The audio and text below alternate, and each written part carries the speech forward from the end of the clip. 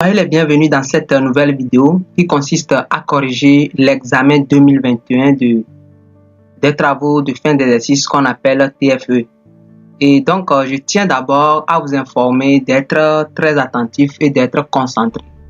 C'est bon? Donc, il faut avoir un cahier de côté pour pouvoir noter les informations nécessaires.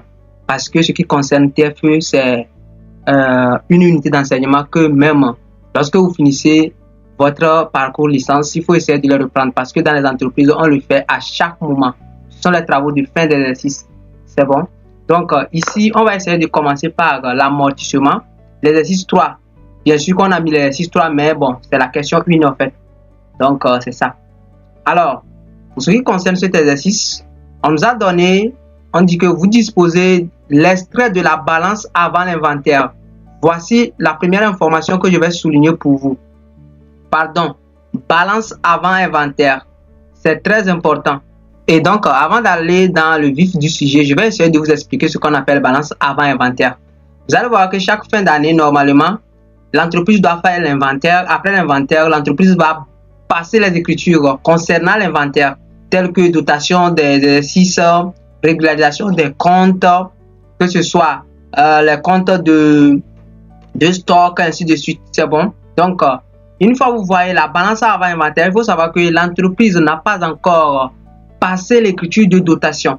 Et quel sera l'effet ou bien l'impact de cette information sur la balance en question? Vous allez voir que pour ce qui concerne le cumul des amortissements, je dis bien le cumul des amortissements ne va pas tenir compte de l'amortissement de l'année en question. C'est-à-dire on dit balance avant inventaire de l'année 2004. Donc, le cumul des amortissements ici va tenir compte que de la date d'acquisition de l'immobilisation jusqu'au 31 décembre N-1 de cette année, c'est-à-dire 31 décembre 2003. C'est très important ou bien très important pour vous, pour la détermination, que ce soit le taux ou bien que ce soit la durée. C'est bon? Alors, en dehors de ça, on donne la valeur d'origine. La valeur d'origine, et c'est le matériel de transport, c'est 245 valeur d'origine après le cumul des amortissements qu'on nous a donné ici. VCN, si vous regardez bien, vous allez voir que VCN est supérieur à valeur d'origine. Ce qui veut dire que quoi? Le sujet même a fait exprès en mettant VCN global de toutes les IMO. Or, les informations qui sont ici concernent que notre transport. C'est bon? Donc, on nous dit que le matériel de transport a été acquis dans le courant de l'exercice 2001. Voilà, le matériel, on l'avait acheté dans le courant de l'exercice 2001. On ne sait pas à quelle date. Et est amorti selon le système linéaire. C'est bon? Et l'annuité pratiquée sur ce matériel de transport au 31 décembre 2003 est de très bon. Vous allez voir, ils ont dit que l'annuité, non? Ce qui veut dire que normalement, chaque année, vous devez calculer dotation aux amortissements sur l'IMO. Supposons qu'on a acquis l'IMO en 2001. Fin de décembre 2001, on va passer l'écriture de l'annuité. Fin décembre 2002, on va passer l'écriture aussi. Fin décembre 2003, on va passer l'écriture. Donc, l'annuité qu'on passe chaque année, qui est calculée sur 12 mois, c'est ça le sujet nous donne ici. C'est très bon. Et on nous dit que le 28 avril 2004, le matériel de transport est échangé contre un œuf d'une valeur hors taxe de... Voici la nouvelle immobilisation. Qu'est-ce que cela veut dire? Nous avons utilisé le matériel jusqu'à un moment donné, le matériel dont le prix était 3 millions quelque chose. À un moment donné, nous avons dit, bon, il faut qu'on s'en débarrasse de ce matériel de transport. On va essayer d'échanger ça avec un autre. C'est ça qu'on appelle souvent un deal. Donc, vous allez voir que pour prendre une nouvelle immobilisation, je suis obligé d'ajouter une somme à l'ancienne immobilisation pour pouvoir acquérir la nouvelle. Et voici la nouvelle immobilisation, me dit ici, ça fait 6 350 000 francs. Le règlement est effectué par chèque bancaire d'un montant de... Voilà. Ce qui veut dire que quoi? Si je vais acquérir la nouvelle immobilisation, que faut-il faire? Je vais prendre mon ancienne immobilisation plus la soulte, c'est-à-dire le surplus pour pouvoir acquérir la nouvelle. Donc, c'est le surplus qu'on m'a donné ici. Donc, on va vous poser la question, quel est le prix de cession de l'ancienne immobilisation? C'est très simple. Si j'ai pris l'ancienne immobilisation, plus une somme avant d'acquérir la nouvelle. Alors, pour trouver le prix de l'ancienne immobilisation, ça fait la nouvelle immobilisation moins l'argent que j'ai ajouté à l'ancienne immobilisation avant d'acquérir la nouvelle. C'est bon, ça, parenthèse fermée. Maintenant, la première question qu'on nous a posée, on nous dit l'écriture de la dotation complémentaire est de. Je vous le dis, je vous le répète. Maintenant, ce n'est plus QCM, mais vous allez écrire. Mais si c'est QCM, la première question qu'on va vous poser sur un exercice, ce n'est pas forcément là où vous allez commencer. C'est bon? On vous demande la dotation complémentaire. Est-ce que vous connaissez le taux? Voilà, vous ne connaissez pas le taux. C'est bon? Donc, vous devez normalement passer par les procédures. Donc, bref, on va aller sur ces procédures-là. Mais bien avant cela, vous allez voir comment moi je collecte les données. Donc, ça, c'est l'exercice. Ça, donc, on nous dit balance avant inventaire au 31 décembre voilà, de 2004. Comme on a dit balance avant inventaire, c'est ça. Le compte que même ils m'ont donné, ça fait 245. La valeur d'origine, ça fait 3 850 000. Et cette valeur d'origine, on a acquis l'immobilisation en 2001 et qui a amorti linéairement. On a essayé d'échanger l'immobilisation le 28 avril 2004. Et lors de l'échange, on aura à gagner cette immobilisation. Mais attention, on aura payé une somme qui est appelée sous le top plus l'ancienne immobilisation. Mais ça ne serait plus sur cette valeur-là. On avait acheté ça comme ça. Donc, on ne peut plus garder cette valeur. Non, c'est bon. Donc, on ajoute ça, le prix de cession, plus sous le top, c'est ça qui donne la nouvelle valeur. Maintenant, le cumul des amortissements jusqu'au 31 décembre, comme on a dit avant inventaire, alors je ne vais pas appeler l'année 2004, mais plutôt 2003. C'est ça qui m'a donné cette somme. Maintenant, je vais d'abord calculer le taux. Parce que c'est là-bas que je dois passer. Bon, pour calculer le taux, normalement, on sait que l'amortissement ici est égal à la valeur d'origine fois le N fois le taux divisé par 1200. Or, l'amortissement pendant l'année 2003 que le sujet même nous a donné, qui a fait 12 mois, nous fait savoir que l'annuité est égale à 577 500. Ce qui veut dire que quoi? Le taux en question, je vais tirer ça, le taux en question n'est rien d'autre que l'amortissement, ça là, multiplié par 1200 divisé par la valeur d'origine fois N. Rapidement, lorsqu'on applique ça, on trouve le taux qui est égal à 15%. Ça a été demandé à la question, je pense, c'est suivant. C'est bon? Question suivante. Donc, du coup, nous, on a passé par cette question avant la première question. Lorsqu'on a déterminé le taux, que faut-il faire maintenant? On va déterminer la durée. La durée du cumul d'amortissement. Puis la date d'acquisition. On avait dit que le bien a été acquis dans l'année 2001, mais on ne sait pas quelle date. C'est bon? Donc, vous allez voir qu'eux-mêmes nous ont posé la question. Voici le taux qu'ils ont demandé ici. Le taux d'amortissement du matériel de transport est 2. Donc, on en a trouvé 15. La position, c'est D. Maintenant, on nous demande la date d'acquisition du matériel. On ne peut pas calculer ça en même temps. C'est bon? Ou bien, vous pouvez le calculer. Hein, vous pouvez le calculer facilement. Si vous voulez calculer dotation complémentaire, ça fait V0 fois le taux fois N. N qui n'est rien d'autre que la date du début de l'année d'échange jusqu'à la date de l'échange. Si vous voyez bien, voilà. Si vous voyez bien, c'est ça ici. C'est le 28 avril 2004. Ce qui veut dire que ça fait 4 mois, quoi. Donc, on peut calculer dotation complémentaire. Mais moi, je vais passer d'abord par le cumul et déterminer la date d'acquisition. C'est bon? Si vous avez bien compris déjà dotation complémentaire, il faut que je vous montre la partie de dotation complémentaire. Voilà. Pour ce qui concerne la dotation complémentaire, on a dit le bien a été échangé le 28 avril 2004. Ce qui veut dire que le mois est égal à 4. Comment on détermine dotation complémentaire? La durée. Ça fait le début de l'année jusqu'à quoi? Le début de l'année jusqu'à la date de l'échange. C'est bon? C'est ça qui donne 4 mois. Donc, dotation complémentaire, c'est ça que j'ai calculé ici. Et pour son écriture, rapidement, l'écriture de dotation complémentaire, ça se passe comme dotation d'exercice. C'est bon? Jusque ça n'atteint pas les 1 an. Donc, ici, j'ai passé ça en HAO. 852 au crédit de 28,45. Et je mets le montant. Maintenant, revenons sur ce que j'ai déterminé premièrement. Comme j'avais expliqué dotation complémentaire, raison pour laquelle j'ai montré sa partie. Revenons maintenant sur la date d'acquisition. On a dit qu'on a acheté le bien en 2001. On ne sait pas à quelle date on l'a acheté. Donc, nous devons normalement déterminer la durée puis la date d'acquisition. Pour ce qui concerne la durée globale en fait. Si je dis la durée globale, c'est-à-dire que la date où on a acheté le bien jusqu'à la date de l'échange là, ou bien la date de la balance avant inventaire, c'est cette durée-là on veut déterminer. Alors, c'est la raison pour laquelle j'ai dit déterminons la durée du cumul d'amortissement. Donc, c'est le cumul d'amortissement qui trace la durée de la date d'acquisition du bien jusqu'à la balance. Alors, rapidement, on sait que le cumul d'amortissement n'est rien d'autre que V fois N. Ce N maintenant, qui est la durée, va dépasser 1 an. Parce que le cumul, ça dépasse toujours 1 an. Donc, voilà. Et puis, on a déterminé le N qui n'est rien d'autre que 28 mois. Pourquoi j'ai mis 28 mois? Parce que j'ai déterminé ça en fonction du mois. J'ai mis 1200. Si j'avais mis 100, vous allez voir que je vais donner ça en année. C'est bon? Donc, je vous conseille toujours d'aller en mois. Maintenant, lorsque nous connaissons le N qui est 28 mois, regardez bien ma logique. On ne sait pas quelle date on a acheté le bien.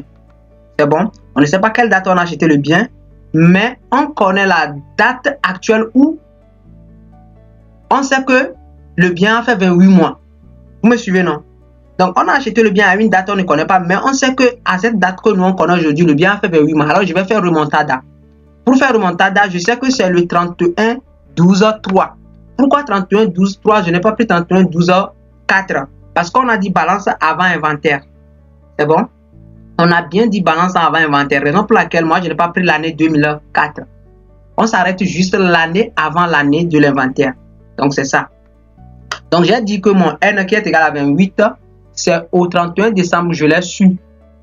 Alors, je vais essayer de faire remontada. Si c'est 31 décembre 2003, alors, je vais revenir en 2002. Pour revenir en 2002, je vais soustraire 12 mois. Donc, 28 qui est le mois total, moins 12, ça me reste 16. Donc, le 16 qui me reste, le 16 mois qui me reste là, il faut savoir que c'est au 31. Je reviens au 31 12 de 2002. Maintenant, je vais soustraire encore 12 pour revenir en année 2001. Donc, le N qui était 12, je vais soustraire les 12 mois de 2002 là-dedans. Et puis, je reviens. Ça me reste 4 mois. Et ce 4 mois qui me reste, c'est au 31 décembre 2001. Ce qui veut dire que j'ai acheté une immobilisation à une date donnée. Je ne connais pas la date, mais je sais qu'au 31 décembre 2001, le bien là a fait 4 mois. Alors, c'est quelle date? Les gens vont me dire automatiquement que si ce que je viens de dire, que j'ai acheté un bien à une date donnée et qu'au 31 décembre 2001, le bien là a fait 4 mois, la personne va me dire juste que c'est le mois de août. Par exemple, là que j'ai dit juste, normalement l'année même c'est 12, l'année c'est 12 mois. Donc je soustrais les 4 là et puis je tombe sur août. Soit ça serait fin août, parce que nous sommes en fin décembre ici, ou bien ça peut être début septembre. C'est le choix. Comme c'est QCM, vous allez choisir selon ce que le sujet même a dit. Donc, le sujet même avait dit que le bien a été acheté au cours de l'année 2001. Maintenant, nous, on sait que le bien a été acheté normalement au 30, c'est-à-dire fin août ou soit début septembre. Vous voyez, non? Voilà. Donc, raison pour laquelle ici, la date d'acquisition, ils ont mis 1er janvier, 1er avril, non. Voilà, c'est le 1er septembre 2001 que nous, on va choisir. La bonne position ici, c'est B. La dotation complémentaire, je vous ai déjà dit ceci. C'est bon. Voilà. Ne vous inquiétez pas. Les bonnes propositions, je les ai mentionnées à la fin. C'est bon. Vous me suivez juste les logiques et tout. Donc, je vais vous montrer, voilà, les bonnes propositions après les calculs. C'est bon, on ne va pas se gêner pour ce genre de trucs. Vous me suivez juste la logique. Elle est très importante. Et parce que maintenant, ce n'est plus l'affaire de QCM. Vous suivez juste la logique. C'est bon. Et donc, d'abord, on a calculé le taux. Après, vous pouvez calculer dotation complémentaire avant la détermination de la durée sur le cumul. Et après, déterminer la date d'acquisition comme je viens de le faire. C'est bon. Maintenant, on demande de calculer. On va calculer le... voilà, le nouveau cumul des amortissements. Puis la VCN. Pourquoi le nouveau cumul des amortissements? Le nouveau cumul des amortissements parce que le cumul des amortissements qu'on nous a donné, ça s'arrêtait juste, vous me suivez, ça s'arrêtait juste au 31 décembre de l'année 2003. parce qu'on a dit balance avant inventaire. Donc, ce qui veut dire qu'il n'a pas tenu compte de l'amortissement de l'année 2004 là-dessus. Donc, moi, je vais calculer un nouveau qui va tenir compte le cumul de l'année de début jusqu'à la date de l'échéance, de la date de l'échéance plutôt. Donc, pour ceci, je dois dire que bon, c'est juste le cumul de la date d'acquisition jusqu'au 31 décembre de l'année 3 qu'eux-mêmes nous ont donné ici parce qu'ils ont parlé de la balance avant inventaire. Je répète, balance avant inventaire pour que vous compreniez réellement, c'est à cause de ça. Et maintenant, plus la dotation de l'année 2004. Or, dotation de l'année 2004, nous-mêmes, on a su que le bien n'a pas parcouru tous les 12 mois. Donc, le bien a fait que 4 mois et on l'a essayé de faire quoi? De l'échanger. Raison pour laquelle je prends juste la dotation complémentaire que moi-même j'ai calculée. Et du coup, ça, ce n'est rien d'autre que le cumul d'amortissement de balance avant inventaire plus la dotation complémentaire. C'est ça. Donc, le cumul d'amortissement de la date d'acquisition jusqu'à la date de l'échange, de l'échange plutôt, c'est ça qui est égal à 1 540 000. Et si on veut annuler le cumul d'amortissement, c'est ça on va annuler. Vous me suivez, non? Maintenant, on va calculer VCN. VCN qui n'est rien d'autre que la somme qui reste à amortir. C'est bon, c'est la somme qui reste à amortir. Si on va calculer la somme qui reste à amortir, je vais prendre le montant total que je vais amortir, moins ce que j'ai déjà amorti. Et c'est ça qui va me donner la somme qui reste à amortir. Donc, VCN n'est rien d'autre que valeur d'origine moins le cumul des amortissements. Valeur d'origine moins le cumul des amortissements, ce qui me donne VCN. C'est bon. Voilà. Après, vous allez voir, on va déterminer maintenant le prix de cession. Voilà. Comme je le disais, on sait que lorsque je vais échanger l'ancienne immobilisation contre la nouvelle, j'ai pris d'abord l'ancienne immobilisation, bien sûr, plus une somme avant de faire le deal contre la nouvelle. Vous-même, vous le savez. Alors, on me demande quel serait mon prix de cession. Si je connais Soult, je connais la nouvelle immobilisation. Alors, mon prix de cession TTC, bien sûr, n'est rien d'autre que la nouvelle immobilisation moins la Soult. Et je vais vous dire un truc, n'oubliez jamais ceci. N'oubliez jamais ceci. Dans la formule, tout est en TTC. C'est prix de cession TTC plus Soult. Soult est toujours en TTC. À moins que le sujet même vous dit que c'est en hors taxe, sinon c'est en TTC. Qui va donner V0 TTC. Ici, V0 est en hors taxe. Nous, on va ramener ça en TTC. Pour ramener ça en TTC, ça fait le prix hors taxe multiplié par 1,18. Parce que le sujet a dit TVA normal. Et rapidement, c'est ça. Où est-ce qu'on a trouvé Soult là, vous-même vous le savez. Le sujet même a été très clair. Hein, que voilà, voici le Soult. Parce que lors de l'échange, le règlement est effectué par chèque bancaire. Voilà. C'est ça notre Soult. C'est l'argent qu'on a ajouté à notre ancienne immobilisation pour avoir la nouvelle IMO. Alors, on continue. Après ça, voici le montant TTC. Maintenant, on nous dit l'écriture d'entrée de la nouvelle immobilisation. Voilà. Lorsqu'on a échangé la nouvelle immobilisation, comment on va faire rentrer cette immobilisation dans l'entreprise? Très simple. Pour ceci, vous regardez juste la formule là. C'est à base de cette formule que vous allez juste passer les écritures. Vous voyez, prix de cession TTC plus Soult, non? Ça sera au crédit et puis celui-là sera au débit. C'est bon? Rapidement, vous allez voir que moi, j'ai débité le compte 245 qui va prendre comment? La nouvelle immobilisation hors taxe et puis 44,51 qui va prendre juste la TVA sur la nouvelle immobilisation. C'est ça. Et c'est ça qui donne la nouvelle immobilisation TTC, la somme des deux. Vous voyez, c'est ça ici. Et puis, je vais créditer le compte 485 qui va prendre quoi? Qui va prendre rien d'autre que mon prix de cession TTC. Vous voyez, non? Mon prix de cession TTC, c'est celui-là. Plus ma Soult. Vous voyez, non? 48,12. Donc, raison pour laquelle, si toi, tu connais juste cette formule, tu peux toutefois passer l'écriture là, très simplement. C'est bon? Et c'est ça qui concerne l'entrée. Je débite la nouvelle immobilisation. Je débite la TVA. Je crédite le prix de cession. Bien sûr. Et puis, également, le compte du fournisseur qui va prendre juste la Soult. Maintenant, on me pose la question, quelle est la dotation de l'exercice 2004? Pour cette question, je vous conseille de toujours vous poser encore autre question en dehors de cette question. Si on me demande l'écriture de la dotation de l'exercice 2004, je vais me poser la question. Quelles sont les immobilisations que nous avons maintenant dans notre entreprise? On a cédé l'ancienne immobilisation dont le prix est égal à 3 millions quelque chose là. On l'a échangé contre la nouvelle. Là, je sais que la nouvelle immobilisation est dans notre patrimoine. Alors, il y a une autre immobilisation? Non. Il n'y a plus autre immobilisation.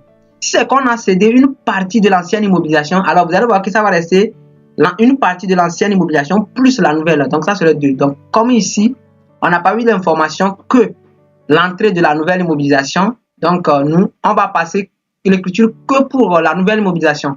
Donc, la nouvelle immobilisation est acquis la fin avril. Parce que le sujet même a été très clair que cela a été échangé en avril, 28 avril 2004. Donc, c'est ça. Alors, dans l'année 2004, la nouvelle immobilisation a fait combien de mois? Si on a déjà fait 4 mois et nous sommes en avril avant d'échanger cela, alors le bien va faire que 8 mois. Parce qu'on a déjà fait 4 mois avant que le bien arrive dans notre entreprise. Donc, le bien va faire que 8 mois. Alors, c'est 8 là, nous on va prendre pour calculer la dotation de l'exercice, qui n'est rien d'autre que la valeur d'origine fois la durée, fois le taux, qui est 15, toujours divisé par 1200. Vous allez trouver 635 000. Alors, pour l'écriture de la dotation, voilà. 68, 13 au crédit de 28, 45. Maintenant, on me demande, lorsqu'on a essayé de faire la cession, quel est notre résultat? Mais vous savez que le résultat d'une chose est égal à le produit moins charge. Alors, comme on a dit résultat sur session, donc pour ce qui concerne le résultat sur session, nous, on va prendre que les sessions. Alors, on va prendre le prix. Le résultat se calcule toujours comment? En hors taxe. N'oubliez jamais cela. Donc, on va se dire, ça fait le prix de session hors taxe moins VCN. C'est bon? Nous, on avait trouvé le prix de session TTC. Donc, je vais ramener ça en hors taxe. Si le prix TTC est égal à prix hors taxe fois 1,18, alors le prix hors taxe sera comment? Le prix TTC divisé par 1,18. Donc, j'ai ramené ça en hors taxe moins VCN. Vous allez trouver 1 510 000. Et là, vous allez voir que après les calculs, c'est bon, après les calculs, vous allez voir que les bonnes propositions, c'est ça. La première question, qui n'est rien d'autre que, on nous a dit, l'écriture de la dotation complémentaire. Moi, vous avez calculé la dotation complémentaire avec moi, vous allez trouver 192 500. Donc, la bonne proposition, c'est D. C'est ça, j'ai mis ici. D. Deuxième question. La deuxième question nous parle du taux. On a trouvé le taux est égal à 15. C'est la bonne proposition aussi, c'est D. D encore. La question 3. La date d'acquisition, on a dit le 1er septembre. Donc, B, la bonne position, c'est ça. Question 4. L'écriture de la dotation de l'exercice est la suivante. Donc, on a dit qu'on a calculé, on a trouvé 635 000. Donc, 635 000, voilà, 68, 13, au crédit de voilà. Donc, la bonne position aussi ici, c'est B. C'est bon. Après, question 5, on dit la VCN. On a trouvé VCN est égal à 2 millions. Je vais voir la VCN, on avait trouvé VCN est égal à 2 310 000. Donc, là-bas aussi, la bonne réponse, 2 millions, c'est B, 310 000. Ici, on dit l'entrée du matériel neuf de... Voilà. À l'entrée, plutôt à l'entrée du matériel neuf, le comptable passera, donc les écritures de passation, on a déjà vu ceci. C'est bon. Donc, la bonne proposition là-bas aussi, également, vous avez vu ça. Hein. C'est D, c'est B plutôt. C'est bon. Ainsi de suite, on ne va pas perdre le temps. On continue. C'est bon. Alors, après ça, voilà. Je pense que c'est bon. Maintenant, on va aller sur la question 7. Voilà. La question 7.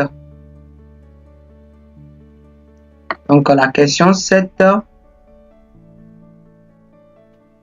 La question 7, on a dit le prix de cession TTC du matériel. On avait trouvé 4 507 600.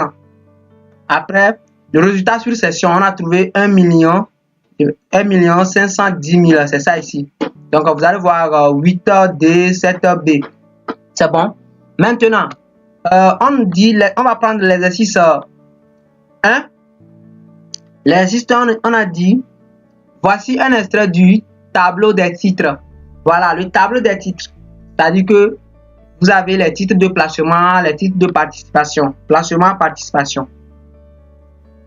Alors, pour cette partie, il faut d'abord présenter le tableau de l'état des titres. Le tableau de l'état des titres se présente sous cette forme. Je vais vous montrer ça rapidement. Voici le tableau des titres. Vous mettez d'abord le nom, la nature, le nombre, le prix d'achat unitaire, l'année.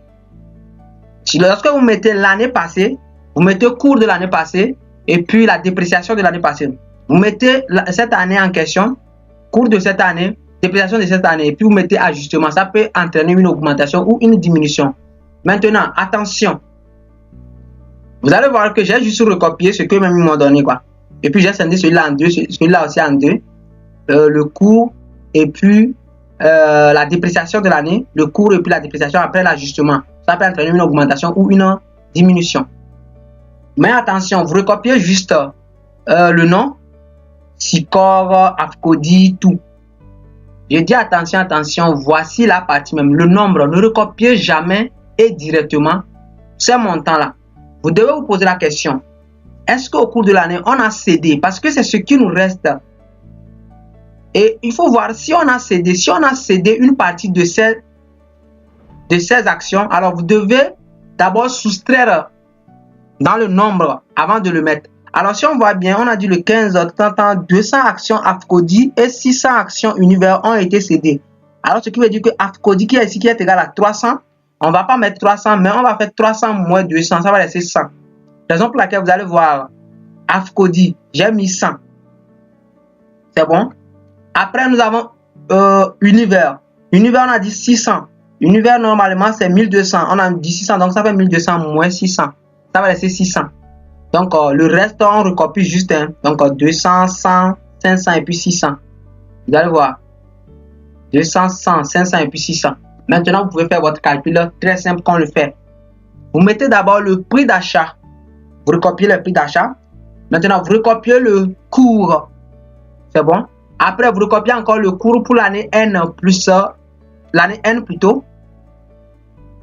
Ceci là, je vais vous montrer comment vous allez calculer ça, c'est bon. Je vais vous montrer comment vous allez calculer ça. Voilà, lorsque vous finissez maintenant de remplir les cours même vous le savez, hein. Voici les cours. Donc, tout d'abord, ça c'est le prix d'achat, vous recopiez ça, le prix d'achat, vous recopiez tout. Après, les cours, voilà, vous les recopiez au niveau de 2001. Les cours ici, laissez d'abord dépréciation, je vais vous montrer. Ici aussi, voici les cours. Voilà, vous les recopiez encore. Maintenant, ça ressort ici, dépréciation. Pour ce qui concerne la dépréciation, vous-même le savez. Il y a dépréciation si et seulement si, écoutez-moi bien, il y a dépréciation si et seulement si le cours est inférieur au prix d'achat. Ici, il y a dépréciation ou pas? Bien sûr qu'il y a dépréciation. Pourquoi? Le cours est égal à 6 000 quelque chose, alors que le prix d'achat est égal à 8 000. Donc, il y a dépréciation. De combien? Voilà. Alors, que faut-il faire? Vous prenez le prix d'achat moins le coût. Ce que vous avez trouvé, c'est pour une action. Or, on a 200 actions. Donc, vous devez multiplier cette dépréciation unitaire-là fois le tout. Lorsque je prends d'abord 8 000 moins 6 000 quelque chose, ce que je vais trouver, c'est une dépréciation sur une action. Or, nous avons 200 actions, donc il faut multiplier par 200. Et c'est ça qui me donne 316 000. Ça va de même pour cette partie aussi. Il y a dépréciation encore.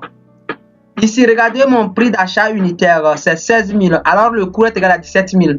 Je ne mets rien parce qu'il n'y a pas de dépréciation. Vous voyez, non? Ici, il y a dépréciation aussi, j'ai calculé. Ça va de même aussi à ce niveau. Je compare le prix d'achat et le coût.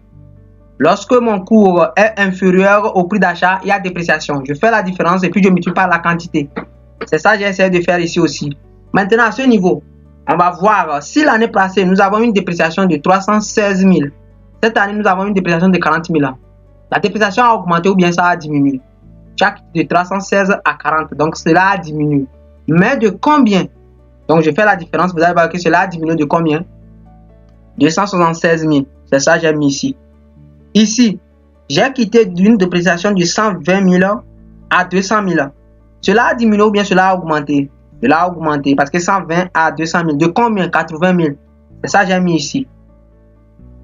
Après, j'ai quitté de 0 à 40.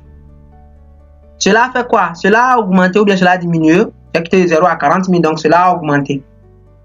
Maintenant, j'ai quitté de 840 à 0. Cela a diminué. De combien? 840. Maintenant, je fais la somme de tout. Vous voyez, non? Maintenant, la question qui est posée, on nous dit l'annulation de la dépréciation sur l'univers au 31/12/2002 est. Tout d'abord, vous allez poser la question. L'action plutôt de l'univers, c'est quel type d'action? Est-ce que c'est un placement ou bien une participation? C'est une participation. Ce qui concerne une participation, bien sûr, c'est le compte 26. Alors, comme c'est une annulation et une diminution, c'est même écriture, on passe.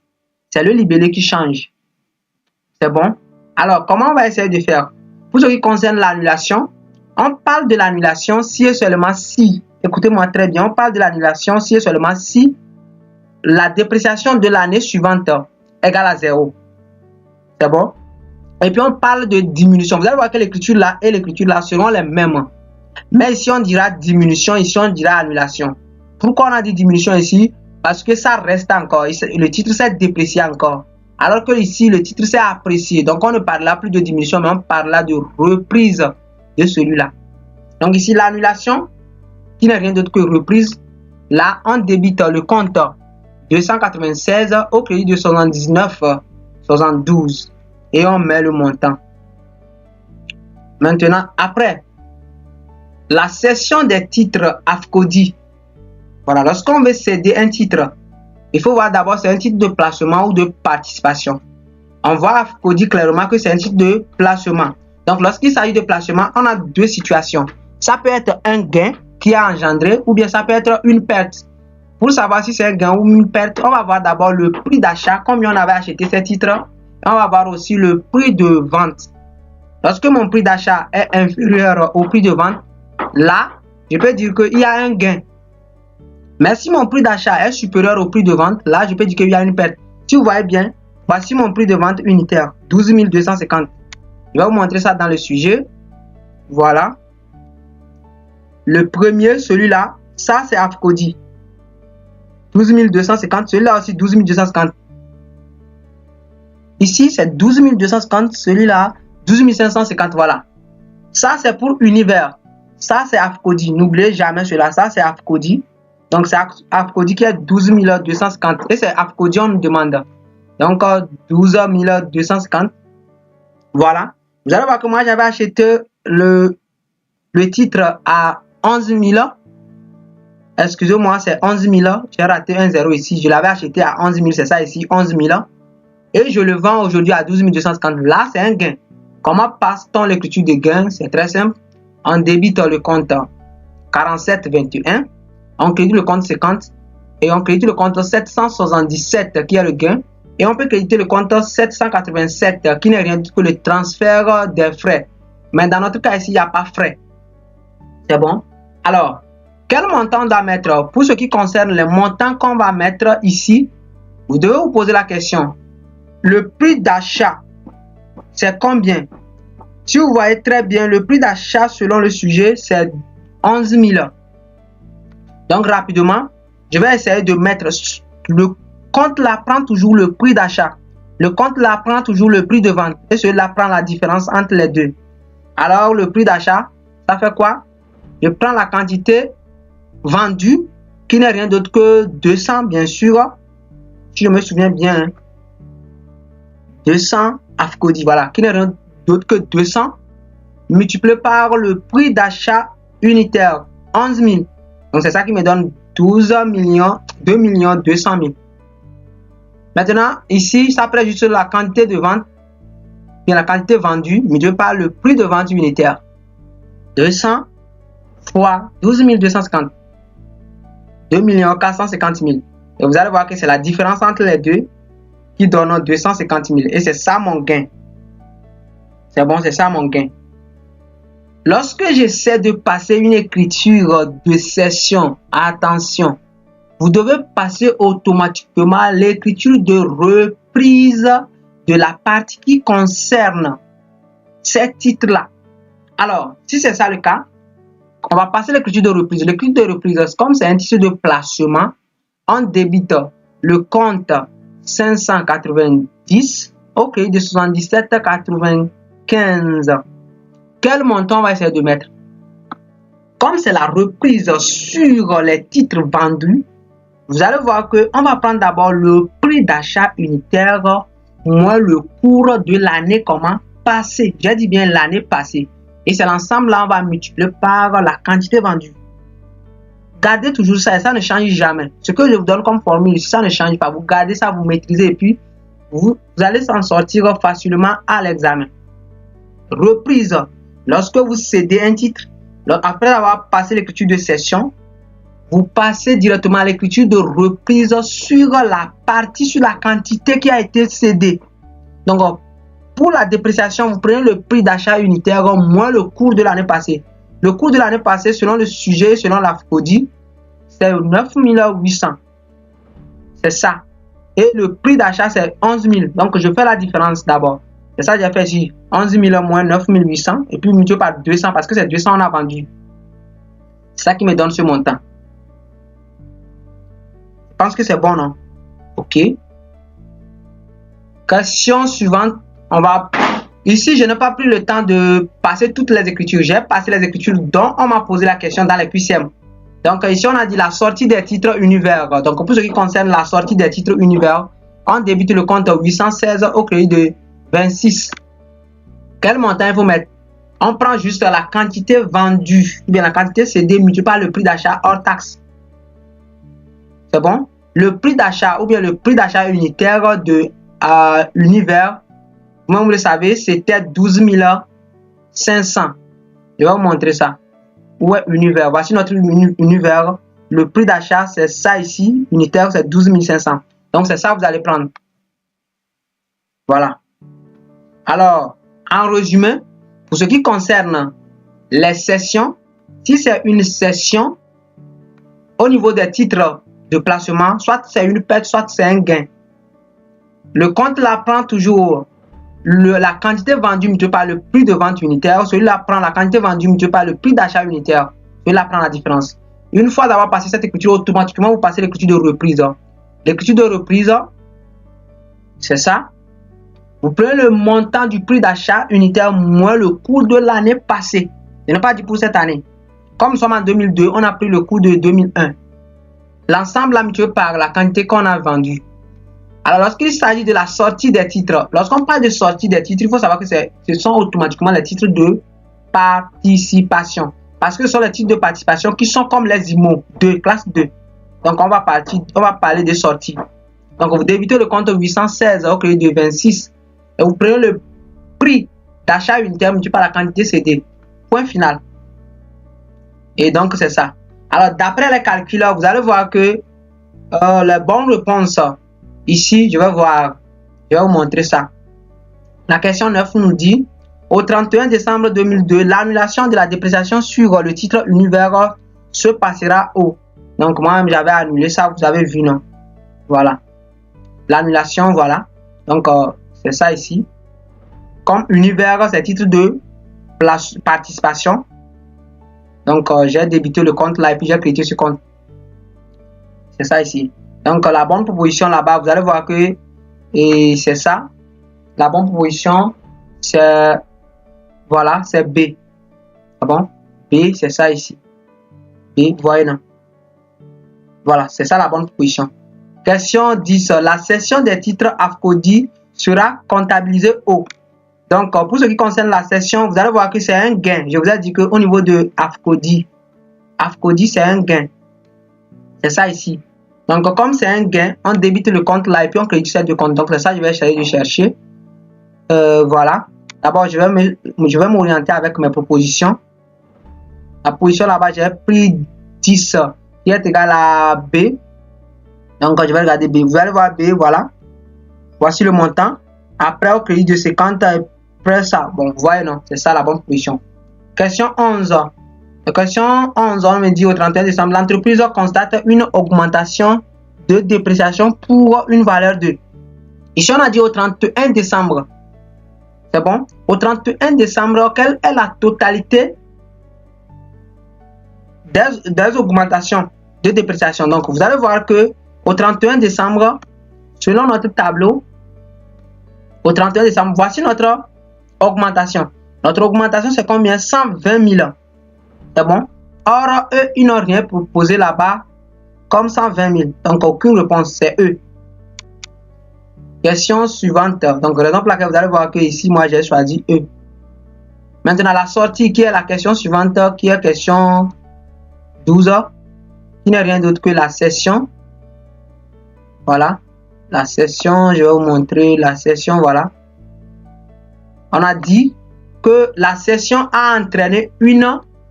C'est bon, donc on va voir ce que la session a entraîné. Et vous avez dit que ce qui concerne la session, vous avez vu, hein, je vais voir d'abord parce que c'est comme. Et la question même 12, c'est quoi?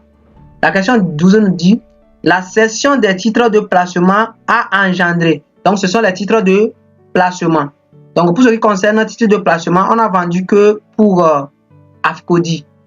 Donc, comme c'est pour AFCODI, on peut regarder dans notre sujet. Hein. Pour ce qui concerne AFCODI, voilà notre gain. 250 000. Gain de 250 000, voilà. Alors, rapidement, 250 000, voilà. La bonne position, c'est B. Raison pour laquelle j'ai choisi ici B. C'est bon? Vous allez voir ici, j'ai choisi le B. Le 12, j'ai choisi le B. Donc, maintenant, on va aller sur la question 13. C'est bon? La question 13, on nous dit que la sortie des titres univers sera comptabilisée. J'ai passé l'écriture là, ici. C'est ça. C'est bon? Voilà. Donc, ici, nous allons débuter le compte 816. Et voilà, 816, on sait que c'est ça. La bonne position, je pense que c'est C. 816 au lieu de 20. Voilà, c'est ça. C'est C.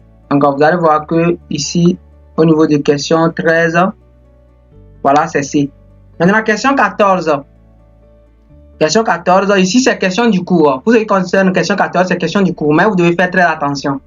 Vous allez voir qu'on a dit la facture d'électricité de combien? De 306 800 TTC et de téléphone de 501 500 TTC du mois de décembre ne sont pas encore parvenus. Donc, vous allez voir que ces fournisseurs factures non parvenus, quoi. Donc, pour ceci, on doit enregistrer les montants en hors taxe. Donc, pour enregistrer ce montant en hors taxe, vous ramenez ce montant en hors taxe. Donc, vous prenez le montant, vous divisez par 1,18. Et là aussi 1,18. Lorsque vous prenez le montant, là, vous divisez par 1,18. Le compte de l'électricité, c'est 60,52. Donc, la bonne position ici, j'ai choisi la position A. Donc, vous allez voir que la publicité, ce n'est pas publicité, l'électricité, son compte, c'est 60,52. Donc, vous allez voir que 60,52 va prendre le prix hors taxe. Donc, vous prenez celui-là, vous divisez par 1,18. Vous allez trouver ce montant. Téléphone, c'est 60,81. 62 plutôt 81. Vous prenez ce montant, vous divisez par 1,18. Vous allez trouver ce montant. La TVA qui est 44,55, qui n'est rien d'autre que TVA sur facture non parvenue. Et c'est rien d'autre que vous pouvez faire ça, le montant là, plus ce montant. Et après, vous multipliez par, voilà, je dis le montant. Vous prenez d'abord le montant là, vous calculez la TVA sur ça, vous calculez la TVA sur ça, vous additionnez les deux. C'est ça qui va donner cette TVA. Ou bien vous faites la somme de deux hors taxe, vous appliquez un taux de TVA direct en même temps, quoi. Après, vous créez le compte de quoi? De 408 fournisseurs facturants non parvenus. Et puis, vous mettez le prix TTC. C'est-à-dire la somme de tout, quoi. Donc, la bonne position là-bas, c'est A. Question 15. On me dit la dépréciation est constatée lorsque la perte de valeur est certaine. La bonne réponse là-bas, c'est faux. Question 15, c'est faux. C'est C. C'est bon? Parce que pour ce qui concerne la dépréciation, on a dit la dépréciation est constatée lorsque la perte de valeur est certaine. C'est bon? La perte de valeur est certaine. vous allez voir que ici, et pour ce qui concerne, vous allez voir que sur les stocks, c'est bon. Pour les stocks, vous allez voir que, et normalement pour les stocks, vous allez voir que pour les créances douteuses, la dépréciation qu'on fait sur les créances douteuses, c'est bon. La dépréciation qu'on fait sur les créances douteuses, on va arriver là-bas. Vous allez voir que c'est le comportement du client. Pour le moment, nous ne sommes pas certains si cette dépréciation, nous ne sommes pas encore certains, mais c'est probable. Probable ne veut pas dire que c'est certain. Vous voyez, non? Donc, le client qui nous a promis 2 mois pour nous régler, tarde plus de 6 mois. Alors, nous avons une doute sur le client. Donc, nous devons déprécier cela. Donc, c'est ça qu'on appelle dépréciation. Donc, dépréciation pour provision. Vous allez voir que ça ne passe pas. Donc, la bonne position ici, c'est C. On me dit, Espoir a acheté ce 1 400 000 hors taxe de marchandises. Le fournisseur EC a promis sur un rabais de 2% au 31. La facture n'est pas encore été reçue. Voilà. Vous allez voir que ici, c'est rabais. On lui a promis une réduction. Pour le moment, ce n'est pas encore arrivé, mais nous devons passer l'écriture. Raison pour laquelle nous avons débité le compte 40,98 au crédit de 61 et au crédit de 44,55. Le 60 à 611 qui est marchandise là, lui va prendre juste 2% de ce montant là, hors taxe bien sûr, et 44,55 va prendre la TVA. Donc TVA. Donc lorsque vous calculez 2% sur ça, mais bien avant ça, je vais vous montrer la bonne réponse. 16 c'est C. Donc C. Donc vous allez voir que ici, lorsque vous appliquez les 2%, voilà, c'est vous appliquez 2% sur celui-là, vous allez voir ce montant. Lorsque vous appliquez TVA, vous allez trouver celui-là. Et maintenant, vous débitez le compte. Attention, comme on n'a pas encore eu la facture, on débite le compte 498 parce que c'est une réduction. Si c'était marchandise, voilà, c'est 408 quoi. C'est bon. Ça, c'est facture non parvenue. Ici, c'est une réduction qui est promise. Et vous allez voir que ce n'est pas encore arrivé. Donc, vous débitez le compte 40,98. Et puis, vous créditez. Vous allez voir que cette fois-ci, on a crédité le compte de charge. C'est un cas rare. On crédite le compte de charge. Vous allez voir que lorsqu'on fait retour de marchandises, on fait une réduction. C'est bon? Voilà. On va voir la question 17 qui nous dit la régularisation des comptes de charge ou de produits est réalisée au 31 décembre pour se conformer au principe. Ici, on a dit indépendance d'exercice. Voilà. Bien sûr que c'est au principe de l'indépendance d'exercice. C'est bon? Tel que charge constatée d'avance, ainsi de suite. Prudence. Oui. Parce que les créances douteuses que nous sommes en train de faire là, c'est à cause de prudence. Donc, on va choisir quelle proposition? Et donc, vous allez voir clairement que ici, moi, je vais choisir A et B. Bien sûr qu'il n'y a pas de trêve, quoi. C'est bon? Voilà. Mais à l'examen, si on vous pose cette question, il faut savoir que il y a prudence, indépendance de l'exercice et puis coût historique. C'est à cause de... bon, là, voilà. On dit au cours de la révision rétroactive du plan d'amortissement initial, la réduction du cumul des amortissements est opérée par la bonne position, c'est C et D. C'est-à-dire au crédit du compte 798, si c'est en AO, c'est bon. Vous allez voir que ce compte-là, c'est en AO. Mais si c'est en HAO, cette reprise, vous allez utiliser le compte 862. En HAO, c'est bon. Voilà. Question 19. Si la valeur résiduelle d'un si la valeur résiduelle d'un bien amortissable est supérieure à 0, la valeur amortissable est égale à. Si on dit la valeur résiduelle est supérieure. C'est bon? La valeur résiduelle est supérieure. On a dit que c'est supérieur à 0, non? Ce qui veut dire que la valeur résiduelle existe. Donc l'amortissement, vous allez voir que ça serait rien d'autre que la valeur d'origine moins la valeur résiduelle, quoi. C'est bon, c'est base amortissable, on veut calculer ici. La valeur d'origine moins la valeur résiduelle. C'est bon. Et vous allez savoir que on va voir ce que eux-mêmes ils ont proposé. Eux-mêmes ils ont dit que la valeur d'entrée diminué de la valeur résiduelle. C'est bon? Et après, c'est ça. Voilà, c'est ça. C'est ça, la valeur d'entrée diminuée de la valeur résiduelle. Si on nous avait dit que c'est égal à 0, la valeur résiduelle est égale à 0, on peut dire que l'amortissement doit être la valeur d'origine, quoi. C'est bon? Ça y est, la valeur d'origine ou bien la valeur d'entrée, c'est presque la même chose, quoi. Donc ici, la bonne position, c'est A. Maintenant, l'exercice 2. Pour terminer, nous sommes au niveau de créances douteuses. Avant d'aller sur la correction de cet exercice 2, je tiens à vous dire que lorsque vous allez à l'examen, si vous voyez créances douteuses, état des titres, traitez ça d'abord avant de venir sur l'amortissement. Parce que ce sont des parties qui sont très simples.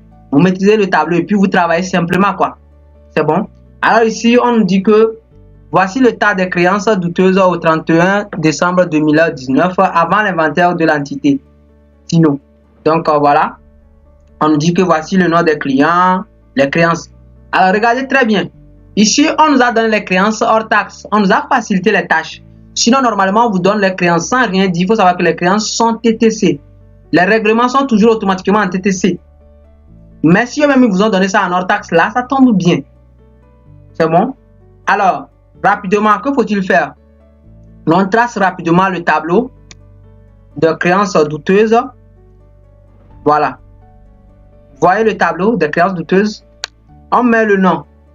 Créance N-1. Lorsque vous faites créance N-1, vous divisez ça en 3 parties.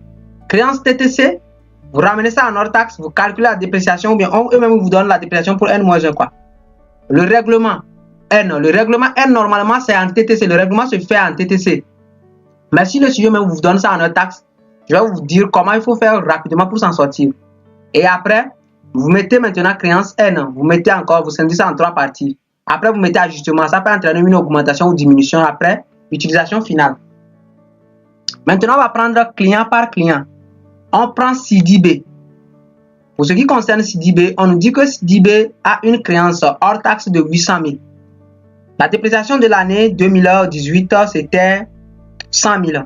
Et pour, il a réglé 500 000 parmi les 800 000. Et on a dit pour solde. Lorsque vous attendez observation pour solde, vous allez voir que c'est perte totale.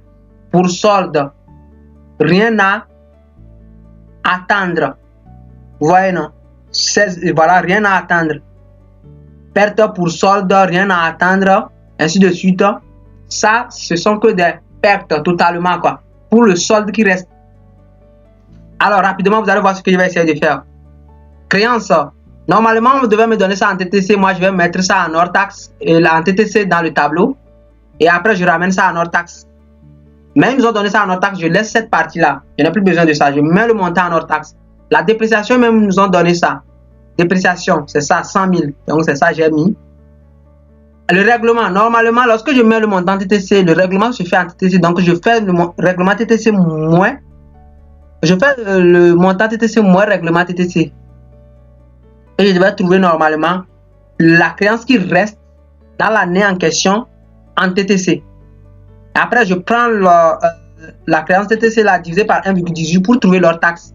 Mais si on m'a facilité la tâche, on m'a donné créance l'année passée hors taxe, on m'a donné encore règlement hors taxe.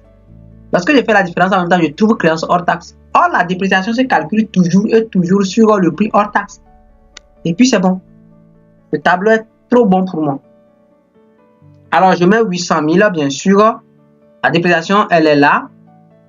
Le règlement, 500 000. Et puis, ça me reste 300 000. On m'a dit pour solde. Lorsqu'on me dit pour solde, ce qui veut dire qu'il n'y a plus de dépréciation l'année là.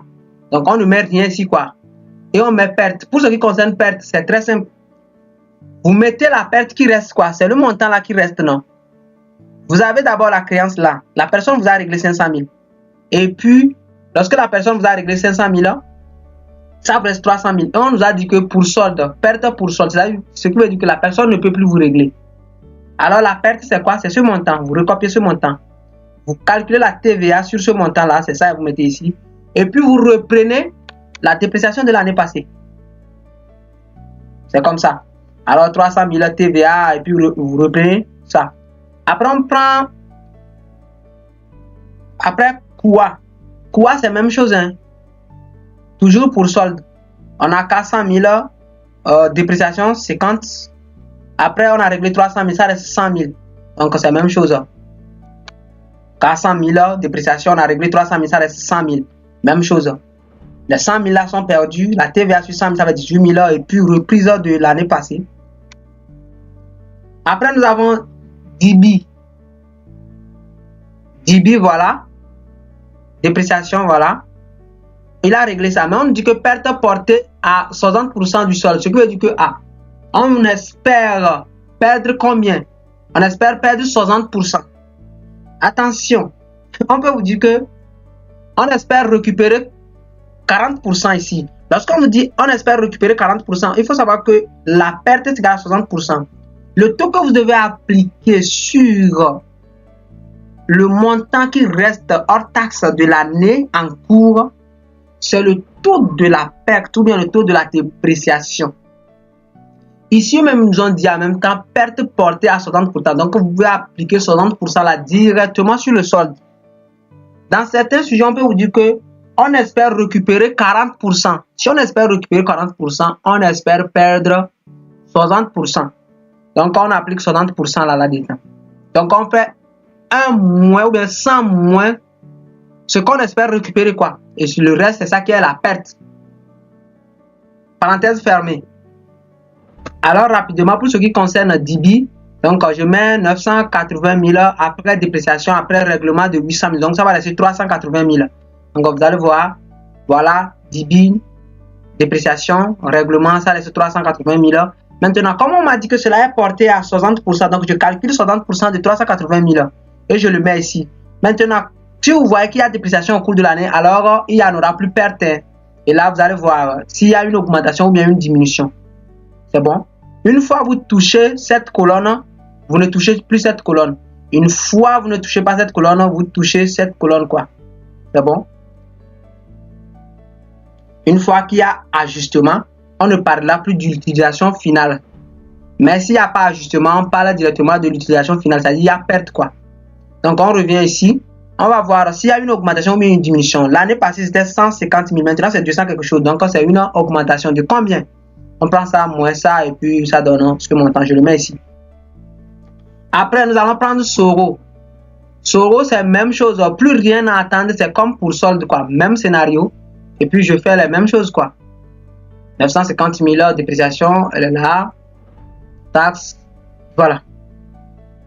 Maintenant, on me dit Fifi. Donc, lorsqu'on finit dans le tableau comme ça, il faut voir les clients qu'on va citer. Ce sont les nouveaux clients. Ce qui veut dire que le client est arrivé dans l'année. Et dans la même année, on a constaté une dépréciation ou bien on a constaté une perte directement quoi. Alors on dit ici que le client Fifi dont la créance TTC est de ce montant est définitivement insolvable. Perte. Et ce client en question où on avait soldé ce compte, c'est-à-dire qu'on avait amorti son règlement, c'est-à-dire qu'on a dit que ce client ne peut plus nous régler depuis. C'est-à-dire dans les années antérieures, on a fait l'état des créances et on a constaté que le client là est perdu quoi. Mais voici le client qui est revenu dans l'année en question et qui nous fait un règlement de 350 000. Vous voyez non? Ça serait un produit divers. Ça c'est un produit divers parce qu'on a déjà soldé le compte du client dans la balance, dans le bilan. Mais pour ce client là, ça serait un nouveau client devenu comment? Ou bien devenu irrécouvrable. Raison pour laquelle j'ai essayé de scinder le tableau en deux parties. Le total des anciens clients, c'est ça ici. Et après le nouveau client. Donc pour le nouveau client, ça ne concerne pas l'année là. Pour les nouveaux, les clients qui ne sont pas dans le tableau-ci sont toujours à ce niveau. Donc on voit le TTC c'est ça. Hors taxe c'est ça. On n'a pas constaté une dépréciation, mais on a constaté directement une perte. On peut dire que le client a constaté une dépréciation, donc on le met ici. Mais si on n'a pas constaté ça, c'est une perte directement. Voilà. Comme il n'y avait pas dépréciation l'année passée, on ne parlera plus de reprise. C'est bon? Voilà. Alors, les questions qu'on nous a posées. Vous allez voir qu'ici, on a dit la perte a occasionné la reprise des dépréciations comptabilisées au. Donc ici, les propositions. Ici, voilà. Le 20, j'ai pris D. Comme eux-mêmes, ils ont dit, la perte a occasionné la reprise de dépréciation. Donc, lorsqu'on parle de reprise de dépréciation, il faut savoir que ça concerne les anciens clients. Vous voyez ici, je vais vous montrer le tableau. La perte a entraîné la reprise. Voici notre reprise, c'est 400 000. Alors, comment passer l'écriture de reprise? Donc, c'est ça ici. Comme c'est 400 000, vous allez voir qu'on va débiter le compte 4912 au crédit de combien? Au crédit de 75,94 parce que c'est reprise et on met le montant 400 000. Question 21. On a dit l'ensemble des pertes est enregistré où? Lorsqu'on parle de l'ensemble des pertes, on a deux sous-formes de pertes. On a les pertes sur les anciens clients et les pertes sur les nouveaux clients. Mais si nous, on va voir si dans les QCM ici, on n'a parlé que des anciens clients ou nouveaux clients. Très simplement, vous regardez le compte du client. Si c'est 4111, il faut savoir que c'est pour le nouveau client. Mais si c'est 4162, c'est pour l'ancien client. Donc, si vous voyez bien, ici, on a utilisé 4162. Donc, si vous voyez bien, 4162, ils ont utilisé partout. Donc, c'est pour l'ancien client. C'est bon? Alors, lorsqu'on parle, on veut passer l'écriture de perte. D'abord, vous débitez le compte 4431. Vous mettez la TVA. Après 6511, vous mettez les pertes. Et donc, après avoir mis la perte, c'est là-bas que vous allez créditer un compte. Si c'est un ancien client, vous créditez 4162. Mais si c'est un nouveau client, vous créditez 4111 quoi. Donc ici, nous, eux, ils nous ont donné la position de l'ancien client. Donc je crédite 4162. Alors, pour ce qui concerne mon tableau, regardez très bien, mon tableau, j'ai total, c'est perte, ça. Perte, c'est combien? 770 000. Donc j'ai fait la somme de tout quoi. Après la TVA, c'est ça.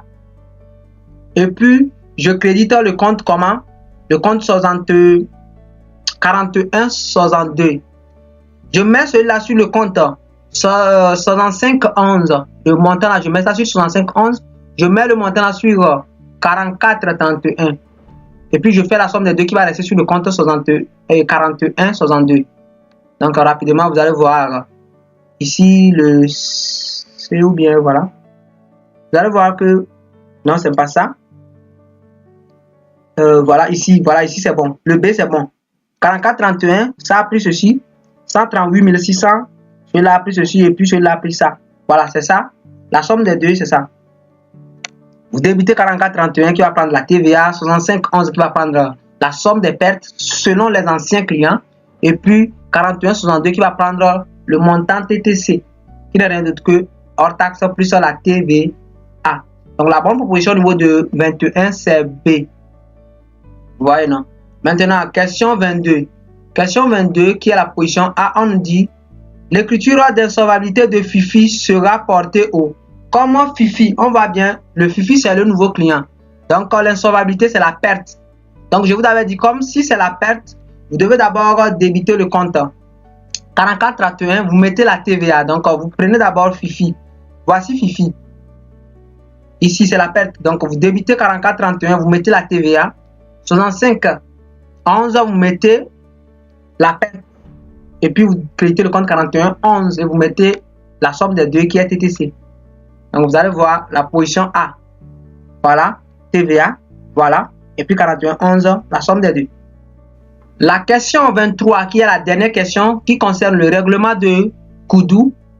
Vous allez voir que Koudou c'est un client normalement et que nous avons traité son cas depuis quoi. Et on avait dit que c'est un client qui ne peut plus nous régler.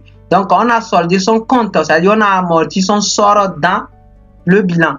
Donc, vous allez voir que lui n'admet plus un compte 4111 ni un compte 4162 pour qu'on puisse le solder au crédit. Et du coup, on va utiliser un compte de quoi? De produits divers.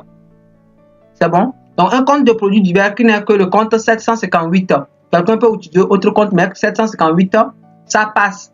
Donc, vous allez voir que comme il nous a réglé, le sujet même a dit qu'il nous a réglé par trésorerie, bien sûr. C'est ça. Dans un règlement en espèces, bien sûr, de ce montant. Normalement, c'est l'argent. C'est cette somme qu'il nous doit. 400 000, mais il nous a réglé 350 000. Donc, nous, on constate ça. 350 000. Voilà. Donc, vous allez voir que la bonne réponse, c'est D. Donc, 350 000. Donc, je débite le compte là. Et puis, je crédite le compte là. 350 000. Vous voyez, non? Quelqu'un qui prend ce compte-là, il a fait erreur. C'est bon? Parce que vous avez déjà disparu ce compte dans le bilan. C'est déjà amorti. Donc, c'est ce compte que vous allez utiliser. Et donc, on va s'arrêter ici. Et on vient de terminer l'examen 2021. C'est un examen qui a pris en compte toutes choses. Pardon, s'il vous plaît, prenez le temps de retraiter et maîtriser l'examen là. Si vous maîtrisez bien la logique de cet examen, l'examen suivant là, ça sera l'eau à boire pour vous. Et à l'examen même, tout sera l'eau à boire. Donc vous devez comprendre les logiques. C'est bon? Et sur ce, on va s'arrêter ici. Et surtout, reprenez les sujets et maîtrisez-les. À très bientôt.